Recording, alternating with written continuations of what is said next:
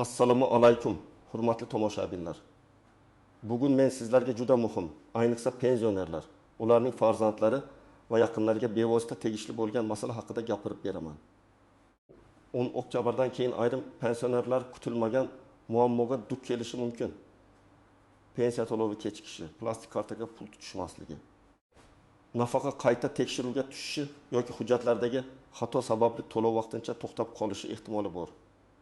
Men bu gaplarni odamlarni qo'rqitish uchun emas, aksincha oldindan ogohlantirish, har bir kishi o'z hujjatini, bank kartasini, yashash manzilini va pensiya ishini tekshirtirib qo'yishi uchun aytyapman. Bu ma'lumot nihoyatda muhim. Chunki pensiya ko'pchilik oilalarda asosiy daromad manbai hisoblanadi. Bir oy pul kechiksa ham doriga, oziq-ovqatga, kommunal to'lovlarga, qarzga, ro'zg'orga jiddiy ta'sir qiladi. Shuning uchun videoni oxirigacha ko'ring. Hozirning o'zida kanalga obuna bo'ling, videoga like bosing. Chunki men bunday masalalarni oddiy, tushunarli tilda tushuntirib boraman va har bir yangilikning amaliy tomonini ko'rsataman. Men avvalo bitta narsani aniq aytib qo'yaman. Pensiya tizimida har qanday o'zgarish, qayta tekshiruv yoki bank orqali to'lov tartibidagi yangilanish pensioner uchun birdaniga falokat degani emas.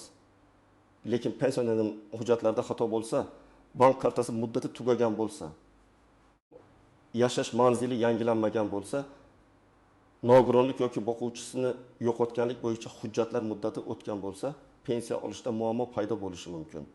Shuning uchun men bugun aynan kimlar xavotir olishi kerak, kimlar xotirjam bo'lishi mumkin, nimalarni tekshirish lozim va muammo chiqsa qayerga murojaat qilish kerakligini batafsil tushuntiraman. Ilgari ko'p joylarda pensioner pensiyasini pochta orqali, mahalla orqali yoki naqd shaklda olardi. Bunda pensioner shaxsini mahalla, pochtachi yoki mahalliy mas'ullar tanishi mumkin edi. Hujjatdagi kichik xatolar ko'pincha darhol bilinmasdi. Masalan, pasportdagi familiya bir harf bilan boshqacha yozilgan bo'lsa, yashash manzili eski bo'lsa yoki telefon raqami o'zgargan bo'lsa ham to'lov davom etaverardi. Ammo hozir tizimlar ko'proq elektronlashmoqda.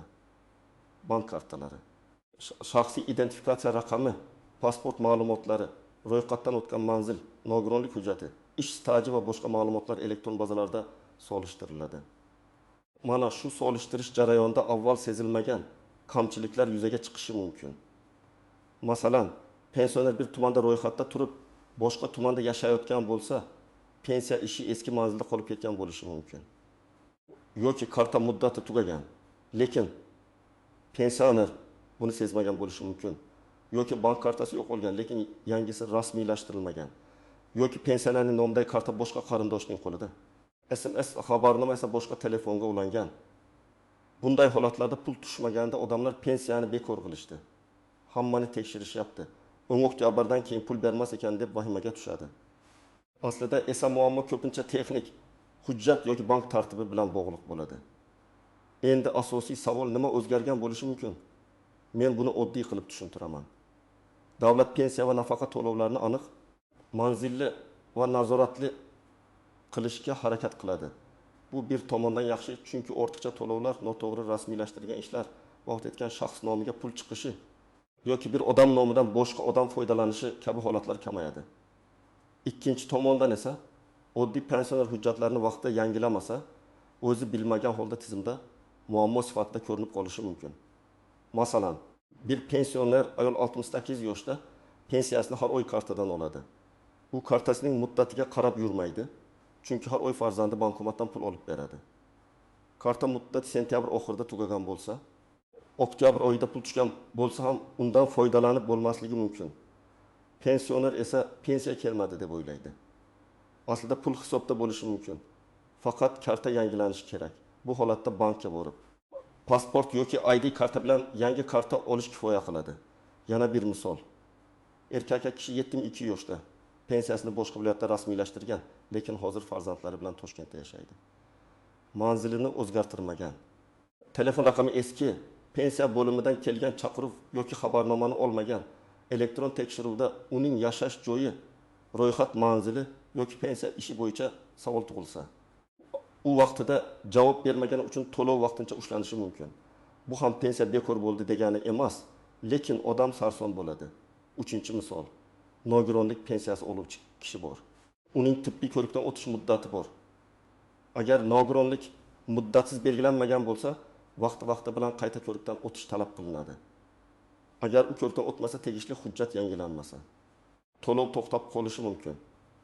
Bunda ham sabab 10 oktyabr degan sana emas, balki hujjat muddati, tibbiy xulosa va elektron bazadagi holat bo'ladi. Men endi aniq aytaman. Eng avvalo hujjatlarda nomuvofiqlik bo'lgan pensionerlar ehtiyot bo'lishi kerak. Familiya, ism, otasining ismi pasportda bir xil, pensiya hujjatida boshqa xil yozilgan bo'lsa, bu muammo tug'dirishi mumkin. Masalan, Abdullayeva bir joyda Abdullayeva bo'lib ketgan, Yo'ldoshev boshqa hujjatda Yo'ldoshev deb yozilgan. Tug'ilgan sana bir hujjatda 1925 yil, boshqasida 1926 yil bo'lsa, tizim buni bir odam deb tanimasligi yoki qo'shimcha tekshiruvga yuborishi mumkin. Ikkinchi guruh bank kartasi muddati tugaganlar. Ko'pchilik plastik kartaning old tomonidagi oy va yilga e'tibor bermaydi. Agar kartada 11-24 yozilgan bo'lsa, bu karta 2024 yil oktyabr oyigacha amal qiladi. Muddat o'tgach, karta bilan to'lov qilish, bankomatdan pul olish yoki ayrim amallarni bajarish imkoni bo'lmasligi mumkin. Pul hisobga tushishi mumkin, lekin pensioner undan foydalana olmaydi. Shuning uchun men har bir pensionerga yoki farzandlarga ho'zroq kartaning muddatini tekshirishni maslahat beraman. 3-guruh yashash manzili o'zgarganlar. Agar pensioner boshqa tuman yoki viloyatga ko'chgan bo'lsa, lekin pensiya ishi eski joyda qolgan bo'lsa, keyinchalik ma'lumot almashinuvida muammo chiqishi mumkin. Ayniqsa yolg'iz yashaydigan, telefon raqamini tez-tez o'zgartirgan, pochta orqali xabarnoma olmaydigan pensionerlarda bu xavf yuqori.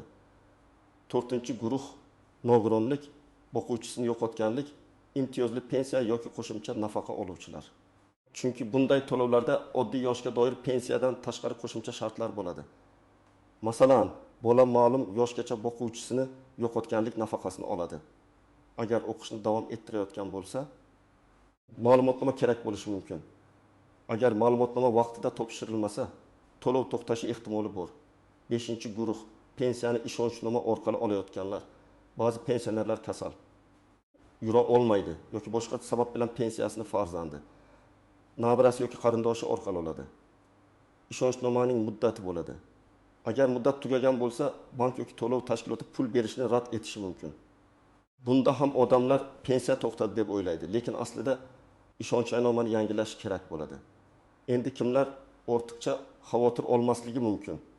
Agar sizning yoshga doir pensiyangiz muntazam tushib turgan bo'lsa, pasport yoki ID kartangiz amalda bo'lsa, bank kartangiz muddati o'tmagan bo'lsa, yashash manzilingiz to'g'ri bo'lsa, telefon raqamingiz o'zingizda bo'lsa va pensiya bo'limidan hech qanday qo'shimcha talab kelmagan bo'lsa, odatda vahimaga o'rin yo'q. Lekin baribir tekshirib qo'yish zarar qilmaydi. Men ko'p uzatganman. Muammo chiqqandan keyin yugurib yurishdan ko'ra bir marta oldindan tekshirish ancha oson. Bir pension ota kartasini tekshirtiradi. Muddati tugashiga bir oy qolganini biladi. Bankka borib yangisini oladi va keyingi oy hech qanday muammosiz pulni oladi. Boshqa bir kishi esa tekshirmaydi. Pul kerak bo'lgan kuni bankomat ishlamaydi. Bankka boradi, navbatda turadi, hujjat yetishmaydi, yana uyga qaytadi. Natijada oddiy masala 2-3 kunlik asabbuzarlikka aylanadi. Endi ko'pchilik e'tibor bermaydigan nozik jihatlarga o'tamiz. Birinchi nozik jihat, pul tushmaganini ko'rgan zahoti xulosa chiqarmang. Ba'zan pensiya bir kunda hamma kartaga tushmaydi. Banklar to'lov reyestrlari texnik uzilishlar sababli bir necha soat yoki bir kun farq bo'lishi mumkin. Agar odatda 10 sanada tushsa, bu safar 11 sana yoki 12 sanada tushishi ehtimoli bor. Lekin 3-4 kun o'tib ham pul tushmasa, albatta tekshirish kerak. Ikkinchi nozik jihat, SMS kelmadi degani pul tushmadi degani emas. Ba'zan SMS xabarnoma xizmati o'chgan bo'ladi. Telefon raqam almashtirilgan bo'ladi yoki aloqa operatorida muammo bo'ladi. Shuning uchun bank ilovasi, bankomat yoki bank bo'limi orqali hisobni tekshirish kerak. Keksalar bank ilovasidan foydalanmasa, ishonchli farzandi yoki yaqindan yordam so'rashi mumkin, lekin karta PIN kodi va SMS kodini hech kimga aytmasligi kerak. 3-nozik jihat. Pensionerning kartasini boshqa odam doimiy ishlatishi xavfli. Men bu yerda oilaviy yordamni yomon demayapman. Albatta, farzand ota-onasiga yordam beradi. Lekin karta PIN kod, SMS kod, bank ilovasi boshqa odam qo'lida bo'lsa, pul qayerga ketayotganini nazorat qilish qiyinlashadi. Ayrim holatlarda pensioner o'zi bilmagan holda kredit, qarz yoki boshqa xizmatlarga ulanib qolishi ham mumkin. Shuning uchun karta pensioner nomida bo'lsa, nazorat ham pensioner yoki uning qonuniy vakili qo'lida bo'lishi kerak. 4-nozik jihat pasport yoki ID karta muddati.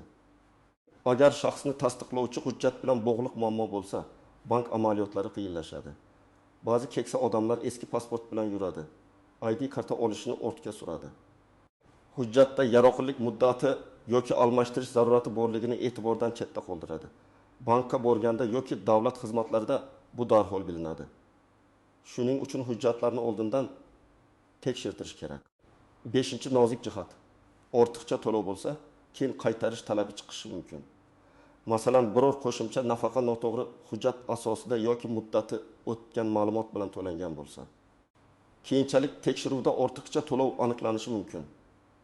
Bunday holatda pensionerga qarzdorlik sifatida hisoblanishi, keyingi to'lovlardan ushlab qolinishi yoki boshqa tartibda qaytarish so'ralishi mumkin. Shuning uchun pul tushyapti dema hamma joyda deb yurish ham doim to'g'ri emas. Agar siz biror imtiyozli to'lov olayotgan bo'lsangiz, uning shartlari saqlanib qolganini tekshirib boring. Keling, vaziyatni yanada tushunarli qilish uchun bir nechta oddiy misolni ko'rib chiqamiz. Masalan, 70 yoshli onaxon oyiga 1.200.000 so'm pensiya oladi. Uning kartasi muddati oktyabr oyida tugaydi. U buni bilmaydi. Bugun oktyabr kuni dorixonaga boradi, karta orqali to'lamoqchi bo'ladi. To'lov o'tmaydi. U pensiyani to'xtatishibdi deb qo'rqadi. Aslida bankka borib yangi karta olish kerak. Agar oldindan farzandi karta muddatini tekshirganida bu muammo bo'lmas edi. Yana bir holat. 55 yoshli erkak kishi pensiyasini bir viloyatda rasmiylashtirgan, ammo 3 yildan beri boshqa shaharda yashaydi. Eski manzilda hech kim qolmagan. Pensiya bo'limidan hujjatni aniqlashtirish bo'yicha xabar yuborilgan. Lekin u xabarni olmagan. Keyin to'lov vaqtincha tekshiruvga tushadi. U esa vahimaga tushadi. Bunday vaziyatda u yashab turgan joydagi pensiya jamg'armasi bo'limiga borib, pensiya ishini ko'chirish yoki ma'lumotlarni yangilash bo'yicha ariza berishi kerak. 3-holat boquvchisini yo'qotganlik bo'yicha to'lov olayotgan talaba bor. U kollej yoki universitetda o'qishini davom ettiryapti. Lekin yangi o'quv yili uchun ma'lumotnomani vaqtida topshirmagan. Tizimda uning o'qiyotgani tasdiqlanmasa, to'lov to'xtab qolishi mumkin. Keyin u hujjat olib borsa, ayrim hollarda to'lov qayta tiklanadi. Lekin buning uchun vaqt ketadi. Demak, muammoning ildizi o'z vaqtida topshirilmagan bitta ma'lumotnomada. 4-holat, nogironlik pensiyasi oluvchi fuqaro qayta tibbiy ko'rik sanasini o'tkazib yuboradi. U o'zini hali ham nogiron deb hisoblaydi. Lekin tizim uchun rasmiy xulosa kerak. Agar xulosa yangilanmasa, to'lov avtomatik tarzda davom etmasligi mumkin. Shuning uchun tibbiy ko'rik sanasini kalendarga yozib qo'yish. Farzandlariga aytish, oilaviy shifokor yoki tegishli muassasa bilan oldindan bog'lanish zarur. Endi eng muhim qism nima qilish kerak? Men sizga aniq qadamlarni aytaman. 1-qadam, shaxsiy hujjatlarni tekshiring. Pasport yoki ID karta amaldami? Undagi ism, familiya, pensiya hujjatlaridagi ma'lumot bilan bir xilmi? Tug'ilgan sana to'g'rimi? Yashash manzili o'zgarganmi? Shularni ko'rib chiqing. Agar xato bo'lsa, uni keyin to'g'rilayman deb qoldirmang. 2-qadam, bank kartasini tekshiring. Kartaning amal qilish muddati, SMS xabarnoma, ulangan telefon raqam, PIN kod xavfsizligi, karta yo'qolmaganmi, bloklanmaganmi? Bularni aniqlang. Karta muddati tugagan bo'lsa, bank filialiga boring. Odatda pasport yoki ID karta kerak bo'ladi. Agar pensionerning o'zi bora olmasa, bankdan uyga xizmat bor yo'qligini yoki qonuniy vakil orqali rasmiylashtirish tartibini so'rash kerak.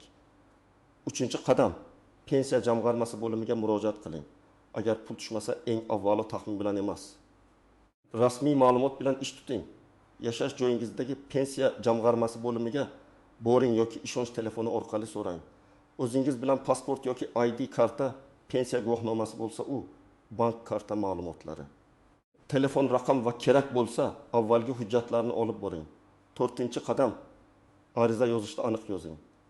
Masalan, mening 2024 yil oktyabr oyi uchun pensiya to'lovim bank kartamga kelib tushmadi. To'lov holatini tekshirib berishingizni, agar hujjat yoki texnik sabab bo'lsa, yozma yoki og'zaki tushuntirish berishingizni so'rayman deb yozish mumkin. Arizada ism, familiya, pasport ma'lumoti, telefon raqam, yashash manzili va sana bo'lsin. Arizani topshirganda ro'yxatdan o'tgan raqamini olishga harakat qiling. 5-qadam nogironlik, o'quvchisini yo'qotganlik yoki imtiyozli to'lov bo'lsa, alohida hujjatlarni tayyorlang. Nogironlik uchun tibbiy xulosa, o'quvchisini yo'qotganlik uchun tegishli guvohnomalar, o'qiyotganlar uchun ta'lim muassasasidan ma'lumotnoma, ishonchnoma orqali olish uchun notarial ishonchnoma kerak bo'lishi mumkin. Har bir holatda talab boshqacha. Shuning uchun avval telefon qilib yoki bo'limga borib, aynan sizga qaysi hujjat kerakligini aniqlang. 6-qadam firibgarlardan ehtiyot bo'ling. Mana shu kabi xabarlar chiqqanda firibgarlar ham faollashadi. Ular pensiyangiz to'xtab qolmasligi uchun SMS kodni ayting. Kartangizni yangilab beramiz. Pul tushirish uchun ariza to'ldiramiz deb qo'ng'iroq qilishi mumkin.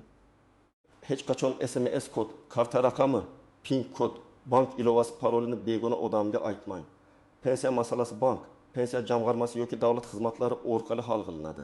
Telefon qilgan noma'lum odamga ishonmang. 7-qadam farzandlar ota-onasiga yordam bersin. Men buni alohida ta'kidlayman. Ko'p pensionerlar internetni, bank ilovasini, elektron tizimlarni yaxshi tushunmaydi. Bu ularning aybi emas. Zamon tez o'zgaryapti. Farzandlar o'yiga bir marta ota-onasining kartasi ishlayaptimi? SMS kelyaptimi? Pensiya tushyaptimi? Hujjat muddati o'tmaganmi? Tibbiy ko'rik sanasi yaqinlashmaganmi? Shularni tekshirsa juda ko'p muammo oldi olinadi. Agar pensiya tushmasa yoki tushunarsiz holat yuzaga kelsa, birinchi navbatda banka va pensiya jamg'armasi bo'limiga murojaat qilish kerak. Bank pul hisobga tushgan-tushmagani, karta faol yoki faol emasligini, karta bloklanmaganini aytadi. Pensiya jamg'armasi esa to'lov reyestrida sizning ma'lumotingiz bor yo'qligini, pensiya ishingizda qanday holat borligini, hujjat talab qilinadimi yoki yo'qmi shuni tushuntiradi.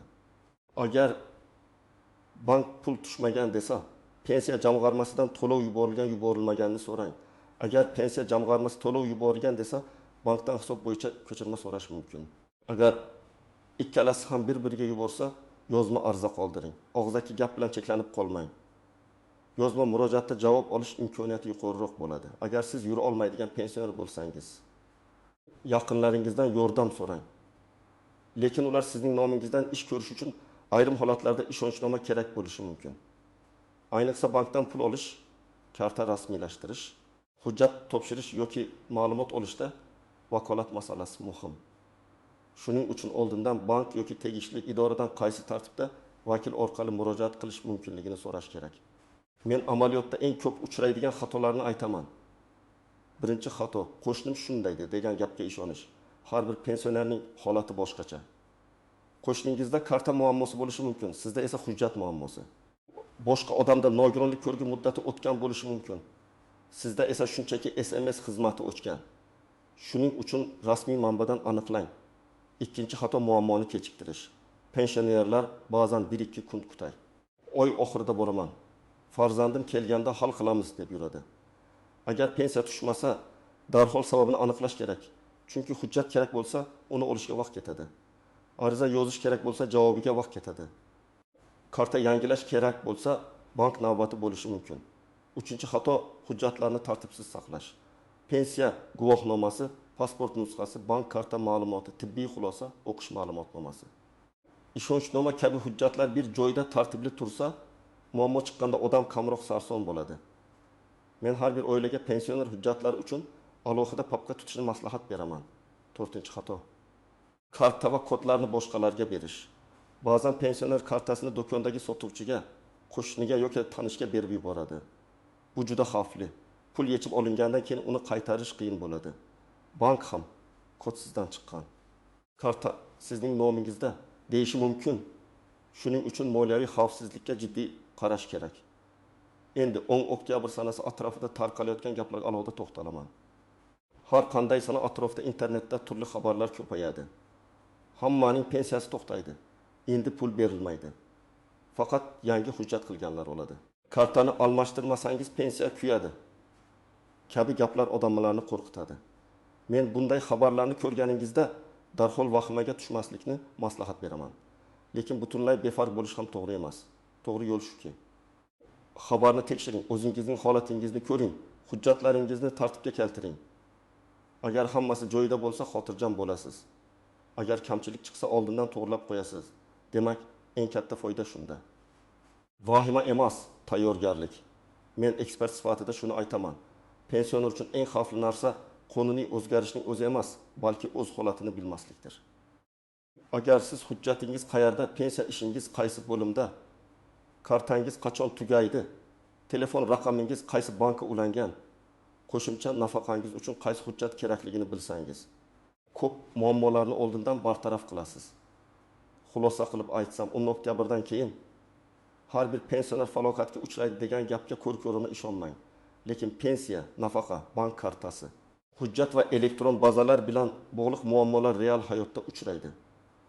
Ayniqsa karta muddati tugaganlar, yashash manzili o'zgarganlar, nogironlik yoki boquvchisini yo'qotganlik bo'yicha to'lov oluvchilar, ishonchnoma orqali pensiya olayotganlar va hujjatlarda xato borlar albatta tekshirtirib qo'yish kerak. Bugundan kechiktirmang. Pasport yoki ID kartani tekshiring, bank kartining muddatiga qarang, SMS xabarnoma raqamini aniqlang, pensiya jamg'armasidagi ma'lumotlaringizni so'rang, kerakli hujjatlarni bir papkaga joylang. Agar pul tushmasa, taxmin bilan yurmay, bank va pensiya jamg'armasiga murojaat qiling, ariza yozing, javob oling, har bir qadamni rasmiy tartibda bajaring. Hurmatli tomoshabinlar, sizda pensiya to'lov, bank kartasi yoki hujjatlar bilan bog'liq muammo bo'lganmi? 10 oktyabr atrofidagi xabarlar haqida nima eshitdingiz? Fikringizni izohlarda yozib qoldiring. Video foydali bo'lgan bo'lsa, albatta like bosing, kanalga obuna bo'ling va yaqinlaringizga yuboring. Chunki bitta vaqtida berilgan ogohlantirish bir oilani katta sarsonlikdan saqlab qolishi mumkin.